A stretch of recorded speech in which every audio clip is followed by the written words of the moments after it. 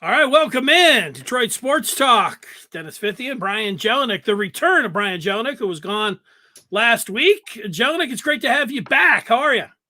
Fith, it's good to be back. A 9-day vacation at the end of the vacation feels pretty long, so it's good to be back in the 248. But I'm definitely going to miss the UP and everything like that. The UP. So the UP. Upper Peninsula. So you were saying, what's the Upers? What do they always say? What's the? There's a lot of up there, but a lot of just Uper talk, just like with that Minnesota accent, kind of don't you know dare, that type of thing. But Right. Epic trip. We did Marquette, we did Copper Harbor, which is at the tip of the Keweenaw, all the way up here. Came back down to Marquette and came all the way back down to Detroit. It was a hell of a trip. It's kind of like the movie Fargo and then the series, right? They kind of talk like exactly like that. Yeah. Well, one day maybe we'll have a series about the UP. I'm surprised there hasn't really been any movies or anything like UP wise. Well, I mean, first of all, I found out that the UP only has one area code of 906. So you see that plastered everywhere throughout the whole Upper Peninsula. But it's definitely kind of a cult following up there. I mean, my sister's been up there for 3 years now for school. Like, she's drinking the Kool-Aid of Marquette and the Upper Peninsula without a doubt. It's totally different than down here. Did you do any of the waterfalls or anything? Yeah, we did Presque Isle, and with that, there's this rock jumping spot where you jump about 15 feet into the water. I can put up on my Twitter for people to see. It was an awesome jump. The water was disgustingly cold, and you definitely kind of get a little paralyzed when you're underwater for a minute. But other than that, it's epic. It's really refreshing. All right. Well, that's good. It's good to have you back. Pete, good to be back. Finelli is running the chat. He was in. You know, he liked the chair so much. He was like, it was very comfortable for him. And there he is.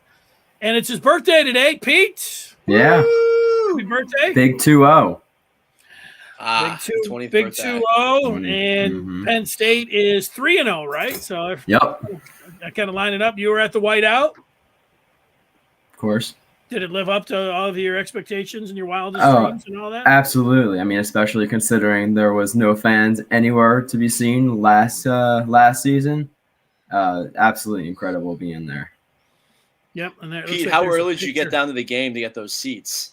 So the game was at 7:30. Gates opened at 5. We were in line at 4:30. Okay. So we got to those seats and we were sitting there for about 2 hours before the game started.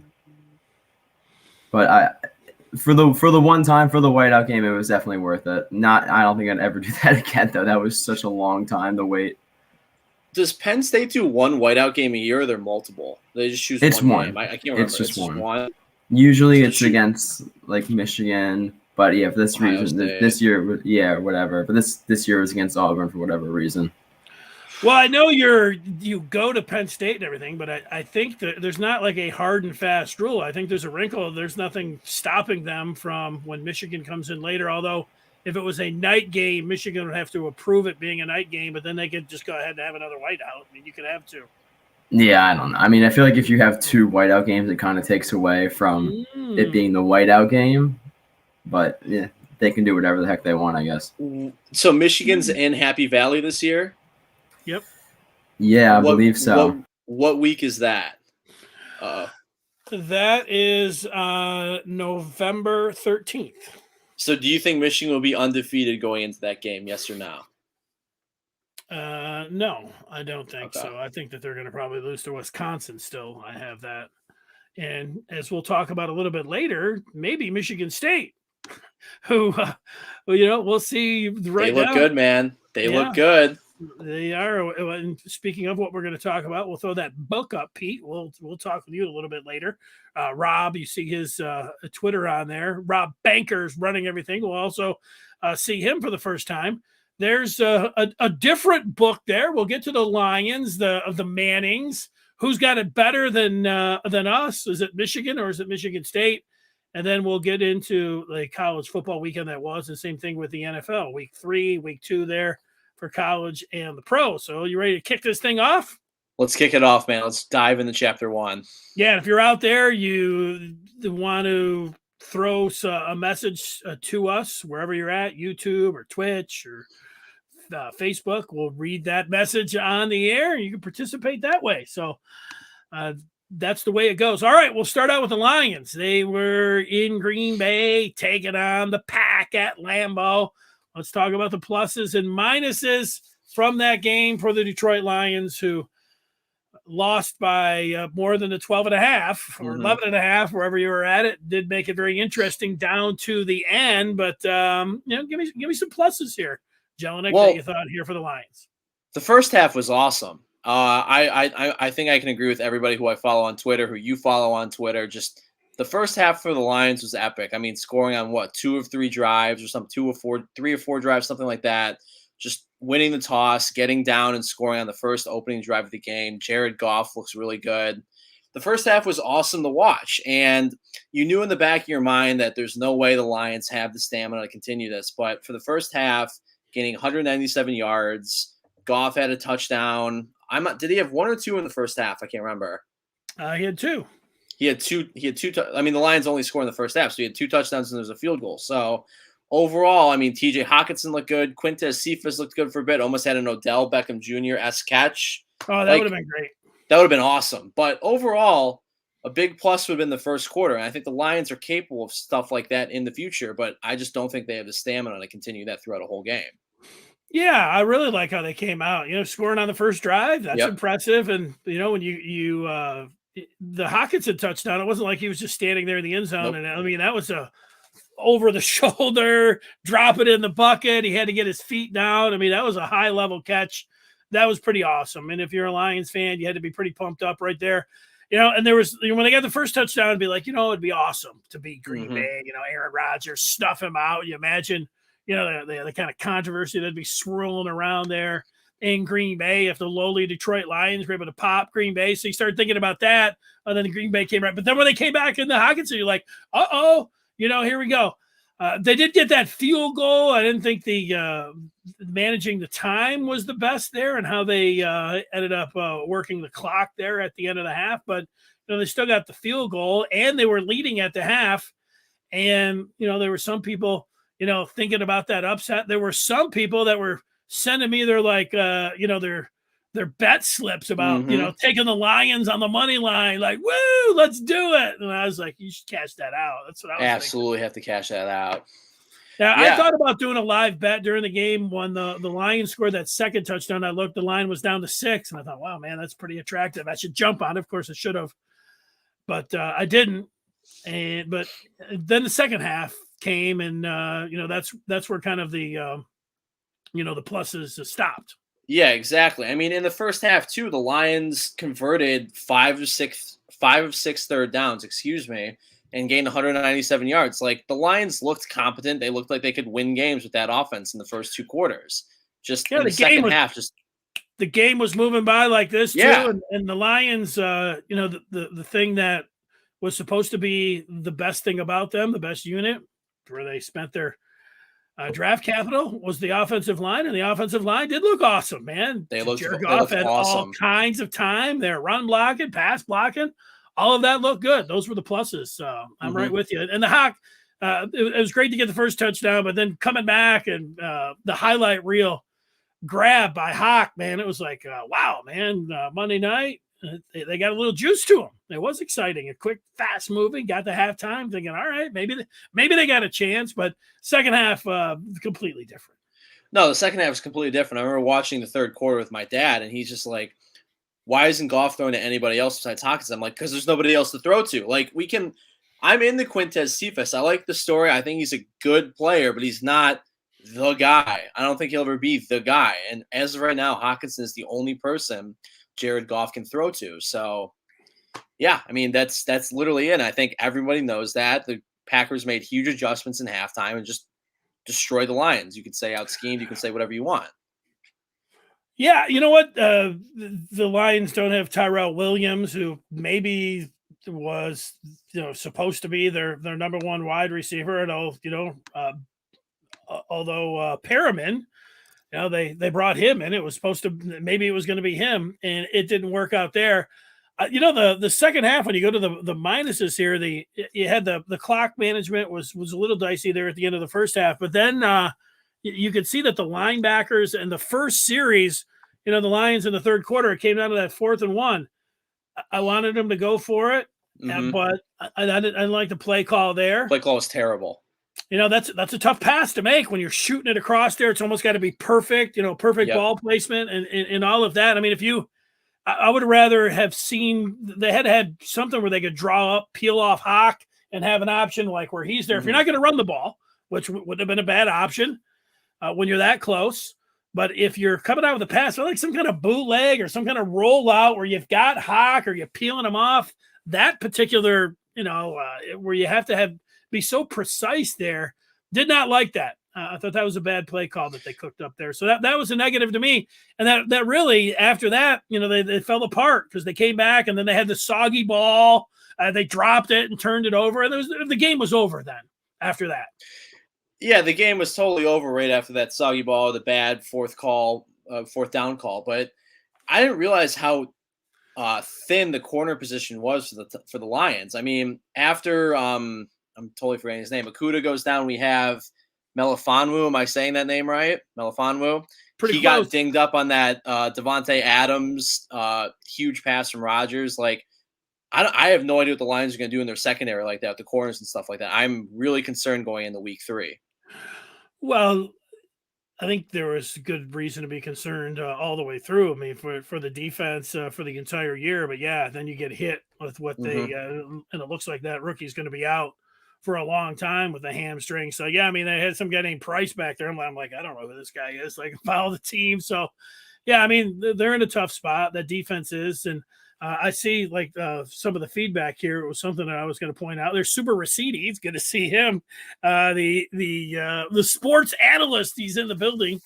Here's Chris J, who's saying that Anzalone stinks, and thoughts on Sewell position once Decker gets healthy. I'm getting a little feedback. You getting that? I'm getting some feedback, yeah. And when it comes to the Sewell thing, I'm to the point now where just leave him at left tackle. See if Taylor Decker will play right tackle to the end of the year, and then if he's not happy with it, get rid of him. But Sewell's not playing poorly. I think he's playing pretty well on the left side like that. So I don't know what you want to do with that. I would love to keep him at left tackle and move Decker over, but I feel like the Lions are going to lie in something and move Sewell back over the right tackle. And it's just going to be a huge I'm trying to say this delicately, poop storm, if you will. Poop show. Well, if he I think that they're going to move him back to right tackle once Taylor Decker comes. It's not like, you talk about just move him or like he's got a huge cap hit. They just did that with Stafford and everything. You don't want to absorb that. Plus, he's a good player. But the risk they run, I didn't think that they should have moved him. I thought they should have just left him at right tackle. But if they move him over the right tackle, because he's played pretty well, if they move him over the right tackle and it's no good, I mean, that's going to come back on Holmes and it's going to come back on Campbell. And, that could be the kind of thing that turns the fan base from, hey, we really like rolling with Dan Campbell and, hey, Brad Holmes to, hey, this is Bob Quinn and Matt Patricia 2.0. So they got to be really careful there. That's something. Look, man, these guys, I didn't hear anybody saying, yeah, you know what, just flip him over there for a game or two. And then, when Decker comes back, nobody. And then the Lions did it. And it was like, okay, here you go, Lions. So watch out. We'll see how that ends up working. Anzalone looked terrible last night. Horrible. I think I may have been better, in all honesty. He was trash. I mean, he looks like he's over the hill. He couldn't cover. He was missing tackles. I mean, he looked like Jelani Tavai out there, but he's the captain. He wears the green dot on his helmet, and then Dan Campbell was going out of his way to talk him up so much today. So I don't know, but they are going to play the rookie finally. They did say that they're going to get the linebacker out of Purdue in there and get him some reps. So it's something to look forward to if you're a Lions fan that way. So yeah, that's it. I thought there's some typical Rodgers stuff there in the second half. He had him lined up, had him on the string, quick snap, personnel changes, all those kind of things. And that's Lambeau. And, I thought one thing, and you hear the NFL guys always talk about whether it's the last 2 minutes or first 2 minutes of the third quarter, or sometimes they call it the eights, last 4, the first 4. How you manage that is very important when you see really good football teams. The Packers last year, they fooled around and got burned. Tampa Bay came up, and that was how they ended up going to the Super Bowl. The Packers, totally screwed that up, and Tom Brady made him pay, and that was like you could say the key, certainly one of the keys of why the Bucs were able to upset them at Lambeau and able to get to the Super Bowl. That's all right. But earlier in the day, and just right before the Monday night game, I was watching the Tigers, and Jack Morris was making a point because the Tigers are going up against the White Sox. The White Sox, they're the team that's going to win the Central, and they're going to be in the playoffs. But he was making the point with Matt Manning, if he could go out there and he could learn how to pitch to some of these guys that he knows he's going to see over the next couple of years, and it's going to do a lot for his confidence if he's out there and he's able to mow some of these guys down, and you have to pitch that way. And I think that it's the same thing when you're going into half. You've got a little bit over a minute, you're getting close to half, and you don't want to give Aaron Rodgers the ball back, but you also want to go down there to score. And I thought the Lions, it was one of those things where you saw, all right, their tail went between their legs because they let too much time burn. They weren't confident. They weren't aggressive. Next thing you know, they had all three of their timeouts. They couldn't use all of them. They burned about 25 seconds. It hurt their play calling there, and they really botched that. And you could say, well, that's on Dan Campbell. That's on the offensive coordinator. That's on Jared Goff. To me, that was a package deal. And when it showed that, the Lions just got nervous and they just got scared. And it's one of those things when you know that they're ready to rise up, and it's not going to be this year, but you would like to see aggressiveness and not being scared and being like, oh, my God, we're so scared of Aaron Rodgers. I mean, when they're able to do that, that's when you know that they'll be able to compete. Yeah, and I just feel like if the Lions are able to keep up somewhat offensively, be within a score or two scores or something like that, I think they'll be able to outweigh the defense a little bit. But the defense is horrible in every way, shape, and form. And if the defense can't make any stops, the Lions are going to be cooked regardless. But I don't know. We knew the Lions were going to be good this year, and just seeing in that third and fourth quarter last night, we could really tell that they're not good at all, and it's going to be a lot worse than we probably imagined. I'm just hoping that the Lions don't get into like week 7, week 8, or week 9 being like 0-6, 0-7, 0-8, or anything like that. I need 1 or 2 wins going into those weeks. I can't have Dan Campbell going into week 6 or 7 without a single win yet, because that is going to start freaking out. And like I know they're going to be bad, but last night in the second half they were terrible. So I don't know where they're going to go with this. I mean, I don't think Dan Campbell has looked like he's fully inept. I think he looks like he's someone knows what he's doing, but I need to see more from the Lions play calling and better clock management. Yeah, well, we talked about this before the year that you started looking at the schedule, and I don't think anybody had the Lions winning against San Francisco, and nobody was picking them to win in Green Bay. I don't think anybody was picking them to beat Baltimore either. So, like, once you go 0-3 with another year, like Terrell has done that, then you start thinking, wow. And we got to go on the road to both Minnesota and Chicago. Those 2 losses. And next thing you know, you're 3-4, you're 0-5, and the 0-17 toss is going to start up. Especially the way the defense is playing, because they really, when you start looking ahead, the game against Cincinnati was really winnable. It's like you got to say they got to win that one, or else that 0-17 talk and all this biting kneecaps and, they really got something going here. That's all out the window. So it's important. I think Cincinnati, that's the game. It's still a ways away. Let's talk about one of those road games in the North, maybe. Let's see if we can you unplug, Rob? Do we have an idea what's giving us that feedback that makes it sound like we're, whitewater rafting or whatever? I've never heard that before. You got an idea on what that could be? We can fix it on the fly, maybe? I hear him talk. There he is. Hey, there we go. There's the camera go. Hey, I'm trying to isolate it. When we tried to isolate Brian's, it started doing it to yours. I don't know if it's StreamYard or what, but I can't. Okay. The only thing I can do is this. When I mute Brian, it goes away.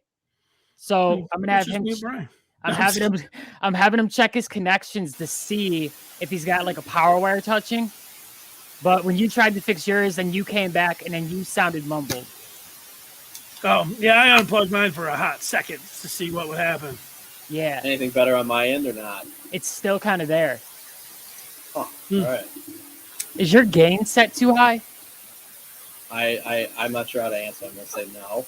Like, so your microphone gain is the level of input volume. Do you think maybe you're a little too high and it's picking up the background noise that way? Anything better now or not? Same.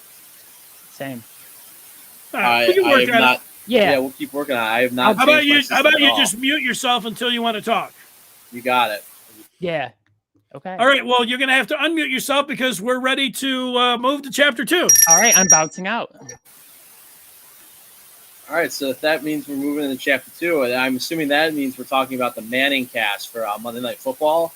Dennis, I don't like it at all. I'm not sure what your opinion is on it. I like Peyton. I like Eli as people, as comedic stuff on the sides and all that, but I'm not a fan of it. I just think it's kind of weird to watch two guys just talking about nonsense during a football game. I mean, they bring up some somewhat normal stuff, but I don't know. I'm just not a big fan of it.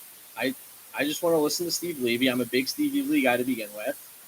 I just don't like it at all. I mean, I compare it to the Nickelodeon broadcast maybe for the wildcard games, but I am not a fan of Payne and Eli for doing their stupid Manning cast Monday Night Football game. Yeah, I'm on the opposite side of that. I love it. I do think that it can be a little bit uncomfortable if you're just watching a regular broadcast, because here they had, Gronkowski come out. We were talking about earlier that catch that Hawkinson made. It's like they're running a talk show. Like, Gronk's talking about, coming up with the touchdown record and trying to top, Manning and Harrison with Brady and Gronk. And then here's, Hawkinson out there making the catch of the year here for the Lions, and Gronk's not even watching the screen. And it takes real pros to be able to have them on there, talk, something big happens, be able to go to it, say, oh, there's Hawkinson, say something about it, and then go back and complete your thought. But, Gronk's not able to do that, and, the Mannings aren't really great at that either. But what they do provide is still Peyton Manning, because if it was just Eli on there, it would be nothing.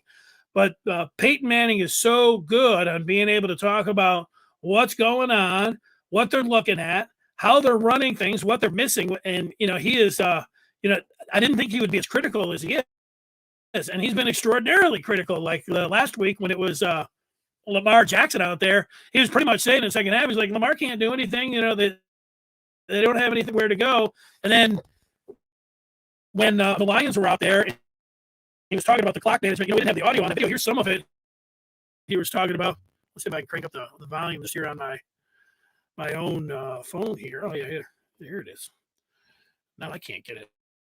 But it was, I thought it was great. Oh, I know why. I've got this. Click that. If I turn this off. I mean, you can say it's great. I understand that. I can see if you're a fan of Peyton or Eli Manning, it's cool. But I just think it's whack to have two old players just sitting. It's like they're drinking beers, talking about kind of their glory days or breaking down some plays. That aspect is cool about like Peyton Manning's knowledge about the game or Eli Manning's knowledge about the game. But all this other stuff, like you were saying about like Gronk being there, is just, I think it's stupid. Like, I have no interest in watching it. Like, just give me Steve Levy. I get that. I get that part. I get that part, and the thing we've heard, Greasy, and we hear we see what we're used to and hear what we're used to with regular broadcasts. So this is way off. But, Manning, to me, like, there were a bunch of things in that game, like the whole cat and mouse game in the second half that Aaron Rodgers has been working over the Lions on for as long as he's been the quarterback, where, he's snapping the ball when a guy's running off. Manning's over there. It's like, well, why are they changing defenses if Green Bay's not changing any personnel? Like, he brought things and talked about that you don't get from any broad, not when it didn't matter anybody was out there. Nobody was bringing that to the table. So, for me, I just I love that part all the way through. And it was the same thing. Like, what he hated the clock management from the Lions over there, and you can just see, the thing, like back when he was playing, you'd look over to him on the sideline, and he's like, "Oh man, like, no, you can't take the time out there." And so he cares about those finer points, and he's already better than any analyst that I've seen. Gruden had his shtick and everything else, but it was more like, "Oh man, this is a guy right here," and he was more like Doc of the guys. Where Manning's over here saying, "Man, that is bad 2-minute offense. He got in there talking about what Aaron Rodgers does and how he's able to toy with teams, particularly the Lions with their personnel packages. He hated the 4th down pass, over there. He's like, what are they doing? Running. I loved it. And, I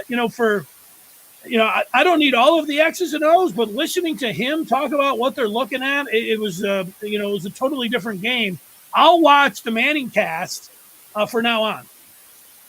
Okay, see, I think that is bogus to say. Just put Peyton Manning in the booth with Levy or get a different play-by-play guy. Like I said, I'm a big Levy guy. I don't care if you like Steve Levy or don't. Put Peyton Manning in the booth. That'll be great because I think going back to Mike Tirico and John Gruden did the same thing Peyton Manning did. Just put him in the booth with whoever you want to be play-by-play. I don't like the aspect of having the game going muted with Peyton and Eli right here just talking in my ear about some nonsense, some stuff that's important, and breaking down plays. I just don't care about that. I will not be watching the Manning cast again. Yeah, I get it. It's different, and you can miss what's going on in the game. I completely understand that. So you really, as you're listening to them, you're like, wait a second, wow, this is a huge 4th down. They're not even talking about it. They're talking about, Eli playing in the NFC Championship game when it was 30 below. Wait a second, what's going on? And, so you have to be attuned to that. But, I think that because Manning is such a big name, they wanted him to be the color analyst in the regular role. And Manning is such his own brand. Manning was like, no, you know what? I'll do this, and I'll do it with Eli, and I'll bring a bunch of people on from the NFL, and you can take it or you can leave it. And, obviously they've taken it. And there'll be I haven't seen the ratings on that, but when I just take the sampling of my timeline on Twitter, I noticed that a lot of people like it. Yeah, I just don't like how ESPN kind of experiments with this stuff. Like Booger's stupid chair from a couple of years ago, hated that. These weird broadcasts, I don't need that. At the end of the day, I do watch sports sometimes for the play-by-play guys or for the color guys, like John Gruden being in the booth. I love Kevin Harlan, Mike Tirico, people like that. I listen to games and watch games for them to call games. And I just don't need Peyton and his idiot brother Eli talking about stuff. Just put Peyton in the booth. I understand that he's a brand. I understand that he wants to do it his way. But ESPN has to say, Peyton, look, we're going to give you $5 million to do this while you're being paid now. Just get in the damn booth.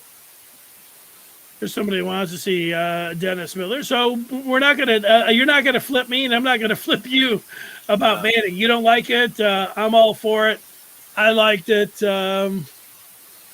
Paul W. likes the Sirius XM audio feed. I don't know who's calling the game there. Oh, is that that may be Kevin Harlan, I think, right? Probably. I think it's now Harlan. Rodgers back. Rodgers will throw the ball over the 10, over to the 15. That will be down right there. Yeah, Kevin Harlan's pretty good there. I think Kevin Harlan's the best play-by-play guy in the game right now. You can't think of anybody better than Kevin Harlan. I think that the ticket runs the Kevin Harlan broadcast too, don't they? On Monday night. I don't know. They used to. I think he does Monday or Sunday night. They would have run Dan Miller, of course, because the Lions are back on 97.1. But Dan Miller's a pro. Dan Miller's great. But I bet all of the other Monday night games, it is Kevin Harlan. Kevin Harlan's the man. You can't name a better play-by-play guy. So you have that option. So there you go. We're working on those technical difficulties. Let's get to Chapter 3, unless you want to bash the Mannings more. I think one day we should do kind of a bracket of play-by-play guys in the game, because I think ours will be totally different, which is great for a little group for radio type thing. I think we should do that. I don't hate the Manning brothers, though. I want everybody to know that. I like Peyton and I like Eli. I just don't like the stupid broadcast on ESPN, too. It's okay. I'm glad you have a strong opinion on it. I thought I'd be able to flip you. No, I mean, I like Peyton and his Nationwide commercials. I like stupid Eli on social media. I think he's hilarious, but just not together broadcasting the show. He's a football guy. D. Tracy. Yeah, he's a football guy. He likes Kurt Warner. Yeah, Kurt Warner does a nice job there. And we got a question from Paul. Who will be the Michigan radio people next year?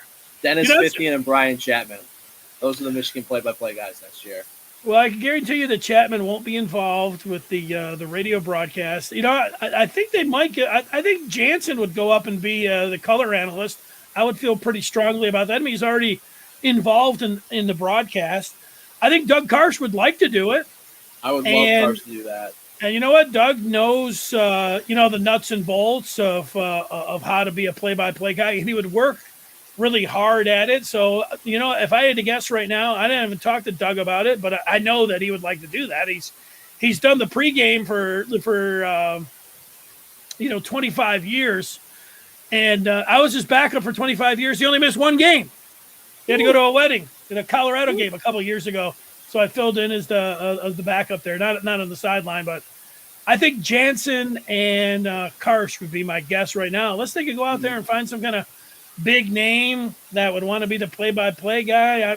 I think it should be Doug and John. I think they would do a good job.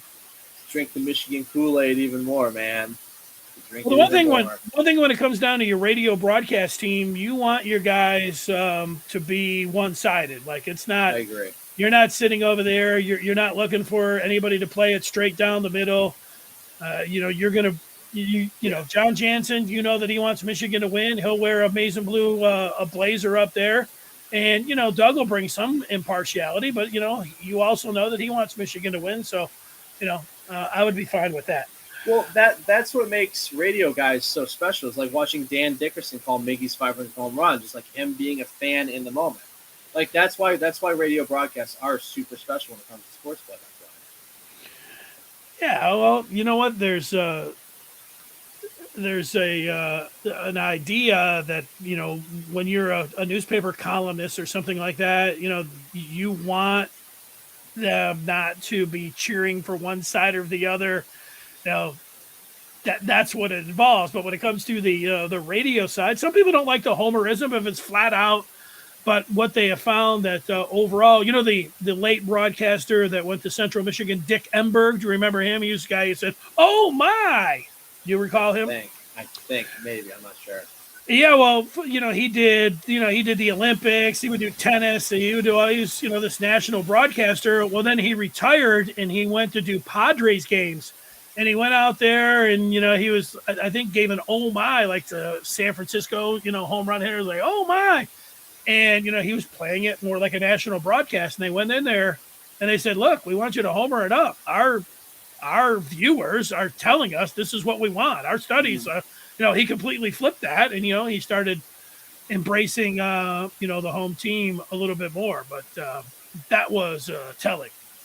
Fith, at some point in the heart of football season, we got to do a, top 5 sports announcers or whatever. All right, we got to do that in the next couple weeks on the show. Because that can get very passionate and heated. Yeah, I like Al Michaels and Collinsworth on Sunday Night Football, too. I think they do a fine job. They're the best football duo in the game right now, without a doubt. I liked Gus Johnson and Aqib Talib doing the Arizona-Minnesota game over the weekend. I thought they did a good job. I like them. All right, you ready to turn the page? Let's do it, man. Let's head on to Chapter 3. And that brings us back to college football. Dennis, who's got it better than us, U of M or MSU? Thoughts after both teams in Week 3? Yeah, well, I thought heading into the season that Michigan had it better than Michigan State, and I thought that we would be sitting here after 3 weeks and that it would be, Michigan. I thought Michigan had their games at home, that they were going to have a really good September. I wasn't sure about October or November. I didn't think Michigan State was going to beat Northwestern. I didn't think they were going to go on the road and beat Miami, and they have.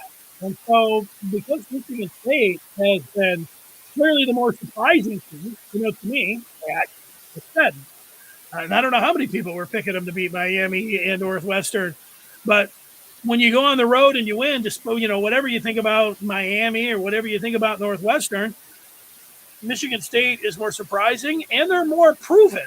And you'd say, hey, well, are they been lucky at these games? No, I watched that game, Michigan State against Miami, and I had Michigan on the big screen, and over there I had Michigan State. But it's not like Michigan State got lucky or got some kind of bounce or got a bunch of calls.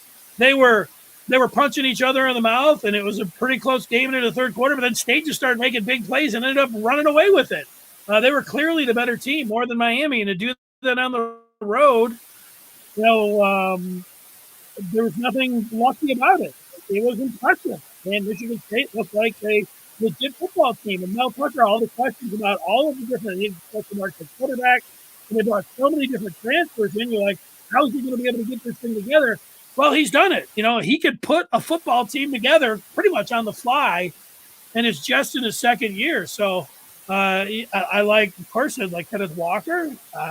Peyton Thorne looks good. They got good receivers. The offensive line looks fantastic. Their safety, Henderson, looks like, he's flying around. So, yeah, what's not to like about Michigan State right now? They've been impressive. On Michigan side, they've gone out there. Washington, like if Washington would have stayed in the top 25 and like they would have smashed Montana, I would have probably been arguing a lot more for Michigan. Yeah. Hey, you know what? Michigan, they played Washington even though it was at home. That's they might be better than Miami and Northwestern, but I don't think they're better than Miami and Northwestern. I don't know how good Miami and Northwestern are, but I would say that Michigan State, they've just proven more right now. Now, the great thing is it doesn't matter. The season's not stopping right here. I can say that State is more proven and has it better right now. Both teams, you can make a case both teams are going to be 7-0 when they meet. And then, they can decide it up on the field in East Lansing. Yeah, I agree with you, too. And, to start off with Michigan's done what they had to do against bad teams like Western Michigan, Northern Illinois, and stuff like that. They've done what they had to do. They've pounded the ball. They've scored a ton of points. They look good. They are not as proven Michigan State without a doubt. The one thing I'm worried about Michigan or the University of Michigan is Cade Mcmahon and the play calling. I'm not so much worried about McNamara for that matter. I'm just worried that I just don't like the play calling. I mean, he threw the ball, 11 times? I'm looking at my sheet right now. Against NIU, he threw the ball 11 times for 191 yards. I mean, that's a nice stat line, but only airing out 11 times is not something I want to see at all. They gave McCarthy 6 pass attempts, so they threw the ball 17 times throughout the whole game.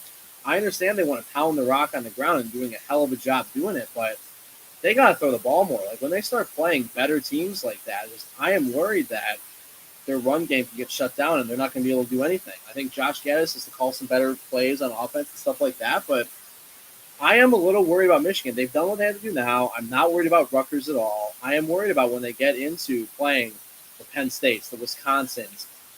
I guess I can throw Michigan State in that category because, like you said, Michigan State is pretty proven. I feel pretty comfortable after Northwestern, after Miami. The offense, Peyton Thorne threw 4 touchdowns against Miami. They got to the edges. They did really well against Miami. So I am a little worried about Michigan. Yeah, I think ultimately you might be right, but I think you're half right now. Like Josh Gaddis, the way they were playing against Washington and the way they got up, they didn't need to throw the ball. So if you have a comfortable lead and you're smashing them in the mouth and you're bulldozing them over, well, then you don't have to throw the football.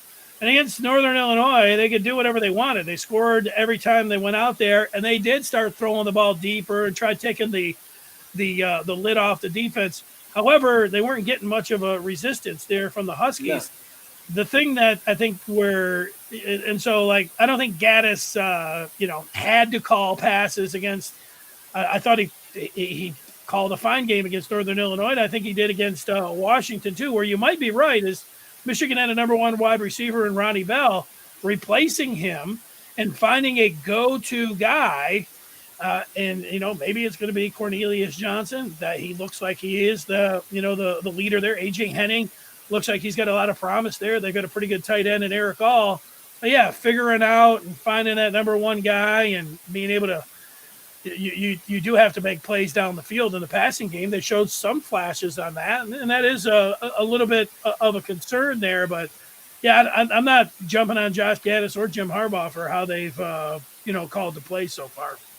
See, I just am a little bit. Cade Mcmahon is a 4-star quarterback coming out of, Reno, Nevada or whatever. I mean, I think Cade can ball. I think he's a solid quarterback. I just want to see him throw the ball more than 11 times. I understand that you demolished Northern Illinois in every way, shape, and form, but I need more than 11 pass attempts from this 4-star quarterback who took over for, I can't remember the kid's name from last year, the kid who transferred to Tennessee. I'm totally blanking.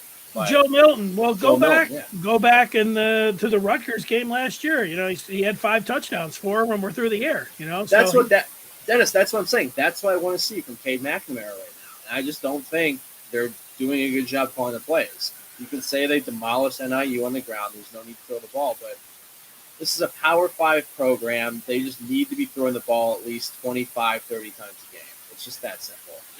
Yeah, I think that when they go to Wisconsin, they'll probably have to do that, but I don't think they have to against Rutgers. They probably don't have to when they go to Nebraska, but they probably will have to against Whiskey. So, if they just predominantly run the ball the next 2 weeks and then they get to Wisconsin and, they can't run the ball and they can't throw it, then we'll say, well, you know what? They can't throw it. But, there's a chance that they will be able to develop it, by then.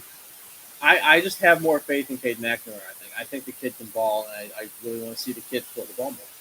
And looking on the other side, Peyton Thorne looks pretty good. I mean, I'm not expecting Peyton Thorne to be all that. I think Cade Mcmahon is probably a better quarterback, but Peyton Thorne looked damn good against Miami, throwing 4 touchdowns, throwing 260 yards in the air. Like, Michigan State has done what they had to do, and just they've beaten better teams. It's that simple. And I would be a little worried as a Michigan fan going into that game. Yeah, I'm not worried.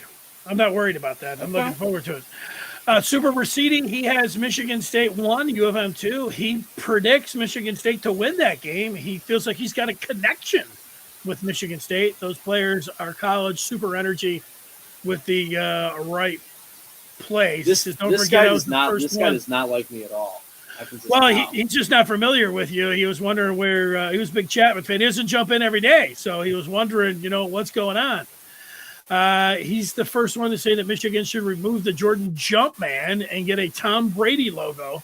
That's Super Receding from Metro Detroit. Can I say one thing real quick? Yeah. I hate the Jumpman logo for all football teams. I think it looks goofy as hell. Florida, Michigan, Oklahoma, North Carolina. I do not like the Jumpman in football. I thought I would like it. I thought it was cool that Michigan did it, but looking back at it, I just do not like it at all. Yeah, I'm completely on the other side there. Even if Michigan wasn't wearing it, I would like it. But meanwhile, Michigan is, and I think it looks really good. I like it myself. I have a few, what do I have? I've got some shorts. I've got a shirt. I got a hat. I like it. But more importantly, it seems like the 16, 17, and 18-year-olds, they really like it. So it's working out really good when it comes to recruiting. Yeah, I think they do a good job. All right, let's Racini, we're getting your comments in there. We appreciate you getting in there and sending them through. And let's get to the next chapter. Let's do it. So for chapter 4, you want to keep it with college, or you want to go to the NFL for right now? Chapter 4, we're going to talk about college. All right, college football week 3. I love college football. It's that simple. I mean, I don't know really where to begin here. Pete Finelli, welcome to the chat. You want to talk about your old Penn State Nittany Lions for a minute? Yeah, I'll start off with them. I mean, is the Whiteout game big win? They're 3-0. I mean, from last season starting 0-5, now they're ranked number 6. Absolutely huge. So super glad about that. But and next weekend's a game that I'm not too concerned about them. And then they got the revenge game the following week against Indiana, who they lost to week 1 last year in overtime on a call that a lot of people here did not agree with. But, well, that's future stuff. As for now, I can't really complain. Yeah, I thought it was a great capper for the day. I had Michigan and Michigan State on the 2 screens at 12 o'clock. I really wasn't watching Oklahoma and Nebraska, although Nebraska was keeping it closer. But then I got into 3:30, after Michigan and Michigan State was done. I'm like, I'm just going to relax here, and I'm going to watch Alabama and Florida. And the Crimson Tide came out popping, the smacking the Gators around where the game's 21-3, and I'm like, this game's over. And then I'm just kicking back and barely watching it. But then it was like, here they come, Florida. And Florida started moving the ball. And then they had the 99-yard drive. And if they wouldn't have missed that extra point, we could be talking about, how great college football is. If we had Alabama with a loss, Clemson, who also just snuck by their game this week. They don't. Ohio State was the same thing. It wasn't like they were taking Tulsa out to the woodshed. So these teams that we think oh, there's no way. Ohio State and Clemson already have a loss. Bama looks susceptible. Mm-hmm. And, that's awesome. Georgia's offense, when they played Clemson, couldn't move the ball across the street. Actually, their defense is the one that scored the touchdown and won that game. So you could sit around making a case that, maybe this could be the year for Penn State. But Penn State, that was a fun game to watch. It's just a neutral observer, man. The whiteout is something special. I mean, the crowd totally brings it. It is. Epic's a good word for it, man. You just sit back. And the way that game went, I kept thinking Penn State was going to blow them out. But also the 6 points was looming large there that you had to give up. But I think Jahan Dotson, man, this guy's awesome. I think when, you get a couple more big plays from him, that you put him on an early Heisman watch list. Yeah, absolutely. And, they throughout the game, I was kind of worried that they were going to, mess something up, and they were but you were worried that James Franklin was going to James Franklin something? I was worried that Sean Clifford was going to Sean Clifford something. I mean, he had that interception at the end of the second half. That was just absolutely horrendous. They had a chance to maybe go down and get another field goal, go up by a little more at halftime. But, I got to describe to you at the in the fourth quarter, they went up. They scored ended up being the last points of the game. They went up by 8. And I had the video of it sent to Rob. I don't know if you can play it, but they went up by 8. And then during the commercial break, throughout the stadium, they played Sweet Caroline, which is they do that a lot at the stadium. And then, everybody gets super into that. They have their phone lights on. And then after that, when the game started back up again and Auburn was on offense, the crowd, that was the loudest the crowd had been all game. And there was just absolutely nothing for Auburn to do there. Their offense just looked kind of shaky. And they had, I think, 1 or 2 false start penalties. And that was just incredible to see, to witness. I don't believe in Bo Nix, though. I think he's trash in every way, shape, or form. And that fade route that they call in the end zone, that Auburn calls, is one of the worst play calls I've ever seen in my life. I mean, Auburn did everything they could at the end of the game. I mean, I was going to say they did everything they could to try to lose the game, but honestly, Penn State just played better in that way. And Sean Clifford made himself look like a damn good quarterback. For the most part, yeah, he performed pretty well. Yeah, I love how it's. If I was a Penn State fan, I'd be head over heels right now. You mentioned Indiana. Absolutely. I thought that, Penix for some reason just is, throwing the ball all over the place to the other team, which is weird. But you got to go to Iowa. That looks like a very difficult game. You have to go to Ohio State. That was always going to be tough, even if they look susceptible there. But then you look, you got Michigan, and then you have to go to Michigan State. So if somehow you were able to do all of that. I don't think you would be left out of the college football playoff if you were able to run the table this year. Penn State looked like a better team than Ohio State, without a doubt, last week. I think that if they were playing in Happy Valley, for sure they would beat Ohio State, without a doubt. They're not playing. Yeah, Ohio definitely looks like they're having their struggles. Honestly, right now, I'm more worried about Michigan State. I mean, they looked amazing last week. They did exactly last week what I said. If they can combine their pass game from week 2 with their run game from week 1, they did exactly that, and Miami stood no chance. All right, listen, does Rob have your video that he was talking about? I know you asked for it. If not, I did send it to him. He briefly played it in the beginning. I didn't think you didn't get to hear the sound. Oh, okay. I don't know if you can play that. Yeah, the sound. We've been working on that part. Yeah, we got the white noise going on, the white out. Now we got white noise going in the background. No. We're working on all that. It's something you can't quite experience through a video. It's a real life thing. You got to be there for it. Pete, are you a baseball guy at all? No, no baseball. Well, stay tuned because Rob is going to come out and give us a little bit of baseball, and then we'll bring you back for the NFL here in a minute. Sounds good. All right, there he is. That's Pete Finelli, the birthday boy. Birthday boy on the chat. Yeah. It's like that year. It's like having your permit. You can't legally drink, but you still can. Like it's a weird gray area here. 20 is a bad age. Being 20. Yeah, it's been a long time, but I think I drank more before I was 21 than after. So, not saying that Pete, you should go out there and just take it easy and everything, but he looks pretty sober, so that's good. Good. There's nothing wrong. You can have a good time here. Free game, the Fifth chapter. That's not bad. There it is. There's a happy birthday to Pete coming in from BTF G40. How about that? And we mentioned Rob coming on to talk a little baseball. We saw him a little bit earlier. Here he is again. Oh, hey, I had to make a quick wardrobe change. That's a good one. One thing I can tell you, I mentioned that somebody sent me a screenshot of their Lions money line. It was actually Rob last night. He was like, Lions money line. I was like, cash it out. I did not. I lost that $1. It's well, tragic. Yeah, you bet $1, you feel like it could be $1 million there. But it was more about, if you'd have cashed it, even though you'd have been up 40 cents, if the Lions actually would have gone through and won it, it would have just been like, it would have been memories, man. You called it. You were calling it all week. So you had to feel pretty good at that. I mean, if you actually thought that they were going to win, which I think you actually did, and then to have them up at the half, and the way that they played, that was going to be a hard one to eject and take the money. It was so hard. I'm emotionally distraught. I texted D-Crow all day, Mr. Wolverines 42-0, trying to get emotional support from the optimism, but it's a tough day. We'll get through it. Yeah, D-Crow, your friend. For of course. People that are watching, nobody knows. Oh, yeah, you're right. Who D-Crow is. All right, so hit us before we get to the fifth chapter. Okay. The baseball question. So, how good is Akili Badu, and is he the greatest fifth Rule 5 draft pickup of all time for the Tigers?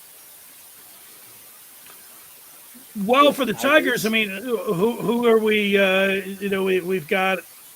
I'm just thinking about all the great Rule 5s. Victor Reyes was a Rule 5 guy who's currently on the team.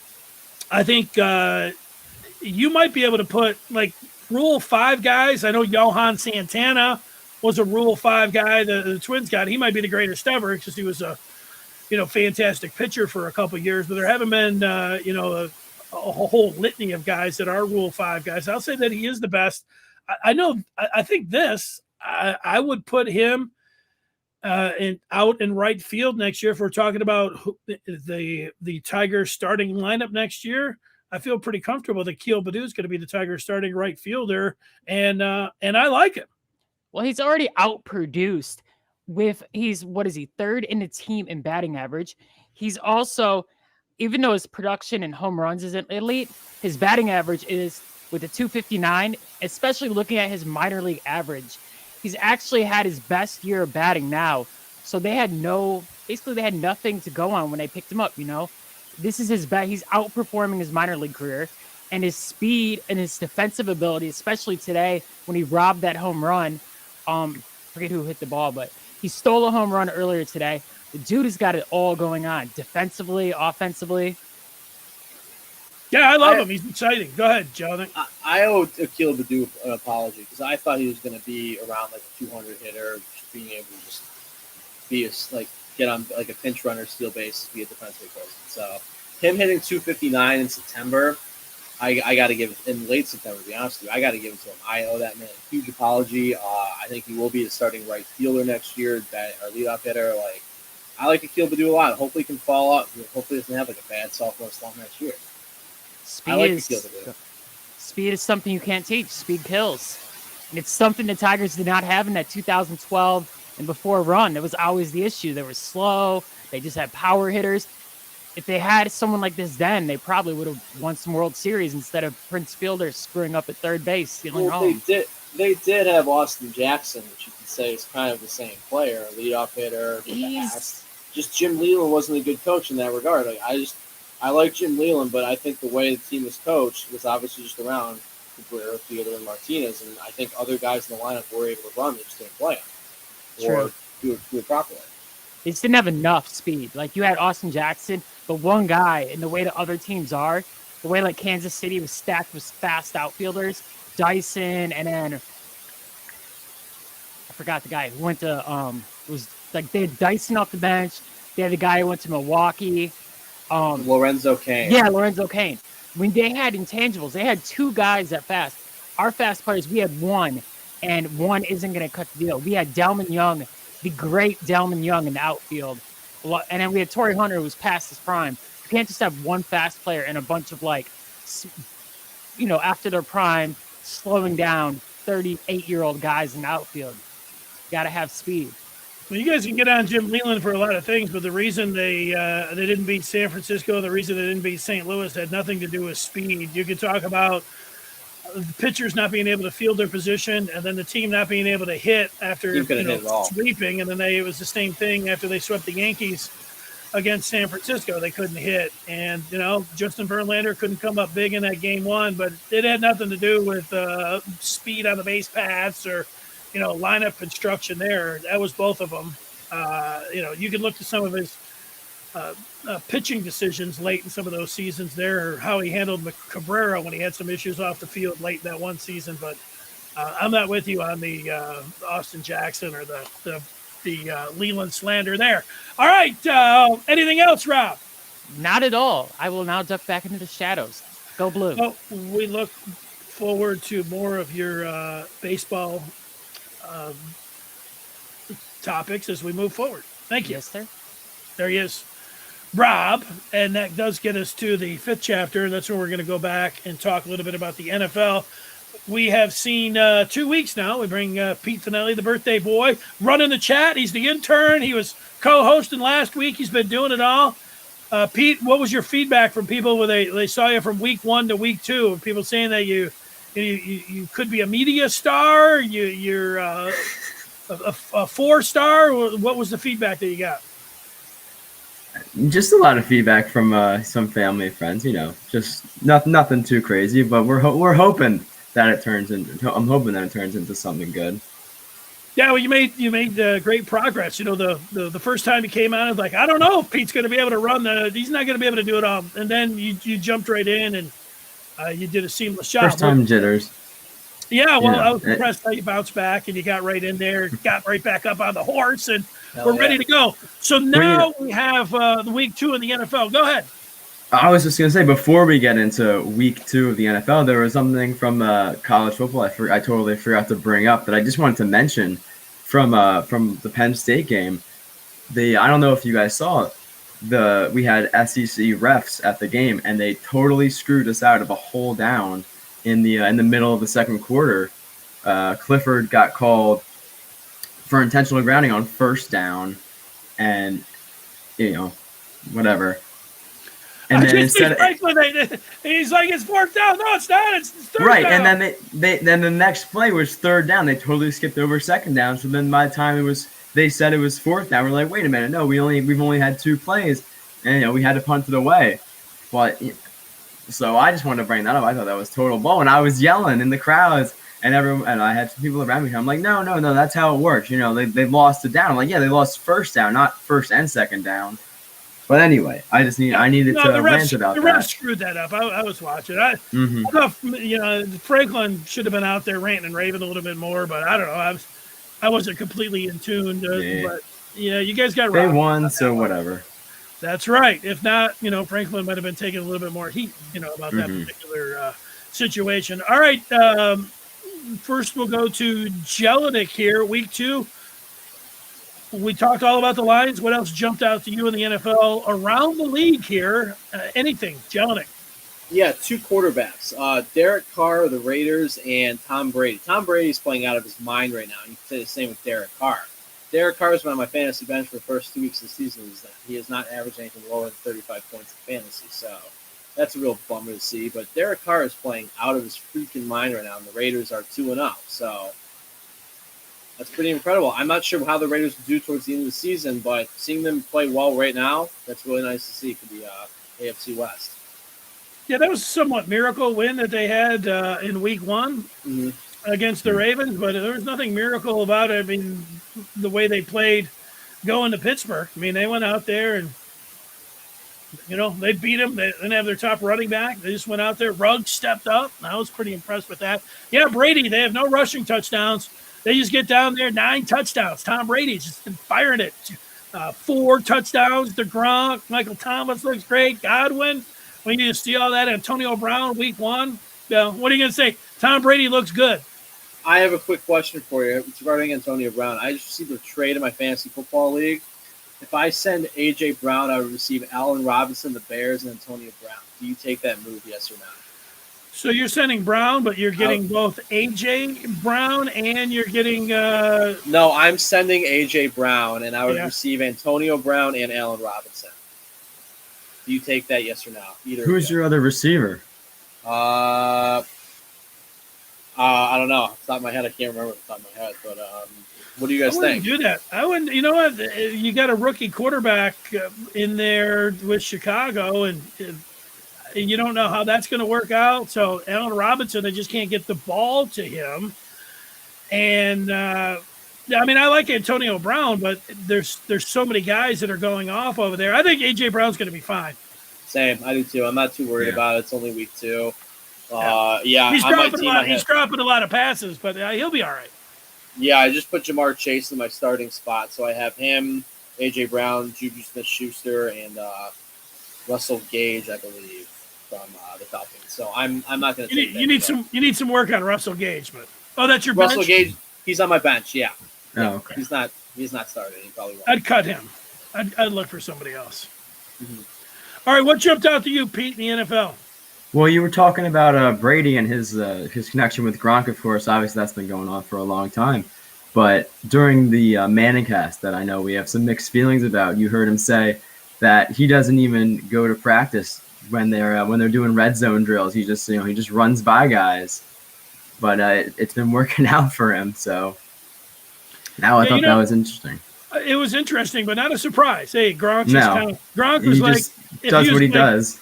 You know, I was slamming a 6-pack of Natty Lights. I call up Tom Brady and say, "Hey, Tom, what do you want me to do?" And Tom's been watching the film.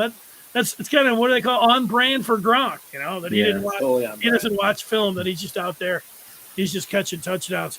You know, I thought the Sunday night game, the Ravens and Chiefs, was very entertaining. And you know, the Chiefs are you always think that they're going to win the game. So I give it up to the Ravens. They lost all their backs. They lost that game to the Raiders, and then here they were. They had to play the Chiefs, but it looked like they were going to lose that game, but they came back and were able to get a win. That was pretty impressive. I like that. Steelers, I got a big thumbs down. As much as I was jocking them in week 1, like Big Ben did not look good. The defense, a lot of injuries. Right. And so, like, you got to put the down arrow next to them, down arrow next to the Jags and the Jets. Zach Wilson with 4 picks. On the plus side, man, Derrick Henry, that was a crazy comeback for the Titans.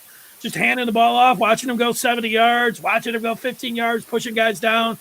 There's really nobody like Derrick Henry. And then Kyler Murray, the Cardinals were lucky that the Vikings missed that field goal at the end. But, man, Kyler Murray threw a couple interceptions. But, man, Kirk Cousins looked good in that game.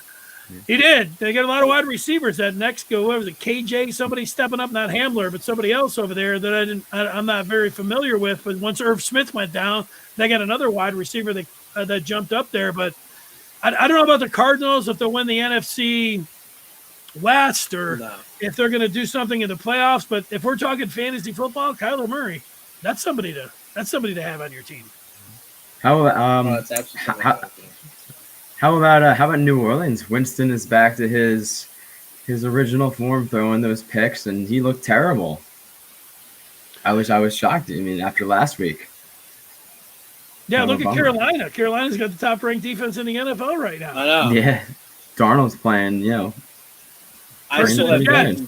He's winning games. I do too. I'm just disappointed to see that he reverted to his old self. Especially if they played that bad. I mean, it's one thing to lose, but to play like that is something.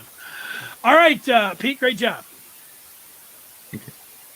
We'll talk to you coming up on Thursday. Yeah, don't go out and do anything real crazy tonight, all right?